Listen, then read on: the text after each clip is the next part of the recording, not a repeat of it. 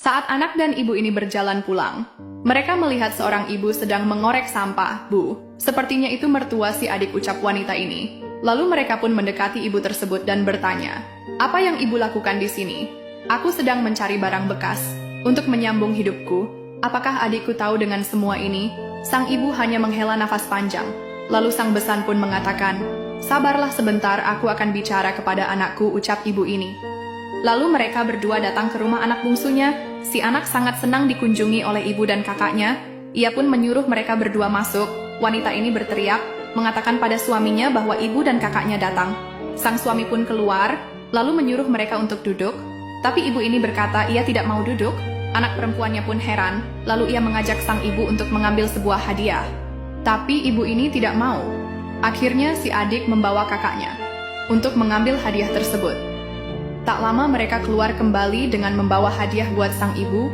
Saat hadiah itu diberikan pada ibunya, sang ibu langsung menjatuhkan hadiah tersebut. Lalu berkata, "Aku tidak pernah mengajarkanmu untuk berbuat kejam kepada ibu mertuamu. Jangan salahkan istriku. Biar saja ibu menyadari kesalahannya."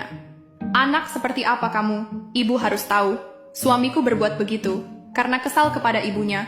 Ibu mertuaku telah menjual rumah dan kebunnya di desa. Lalu semua uangnya diberikan kepada anak tertuanya. Sedikit pun suamiku tidak diberi uang itu. Tapi setelah semua terjual, ibu mertuanya diusir oleh anak kesayangannya itu. Dari kecil suamiku selalu dibedakan dengan kakaknya tersebut. Ia juga tidak pernah mengagap kami anaknya. Jadi biar saja ibu mertuaku merasakan apa yang dilakukannya." "Adik, kamu tidak boleh bersikap begitu. Kamu juga sebagai anak tidak boleh memperlakukan ibu kandungmu seperti itu. Semua orang pasti punya kesalahan. Begitu juga orang tua kita. Tapi jangan pernah seorang anak menghakimi orang tuanya. Apalagi ia seorang ibu. Ibu yang telah melahirkanmu. Seharusnya sebagai anak yang baik, kalian merangkul sang ibu saat ia sedang terpuruk. Dan jangan pernah sedikit pun terlintas rasa dendam di hati kalian. Sebelum kita benar-benar akan menyesal setelah ibu kita pergi untuk selamanya.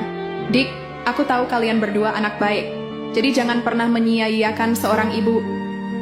Lalu si adik berterima kasih kepada kakak dan ibunya yang telah menyadarkan mereka dari kesalahan. Wanita ini pun langsung mengajak suaminya untuk mencari sang ibu. Saat mereka melihat sang ibu duduk sendirian sambil menangis, mereka pun langsung bersimpuh, meminta ampunan dan meminta maaf kepada sang ibu. Ibu ini pun menganggukkan kepalanya. Akhirnya mereka pun membawa sang ibu untuk pulang dan tinggal bersama mereka.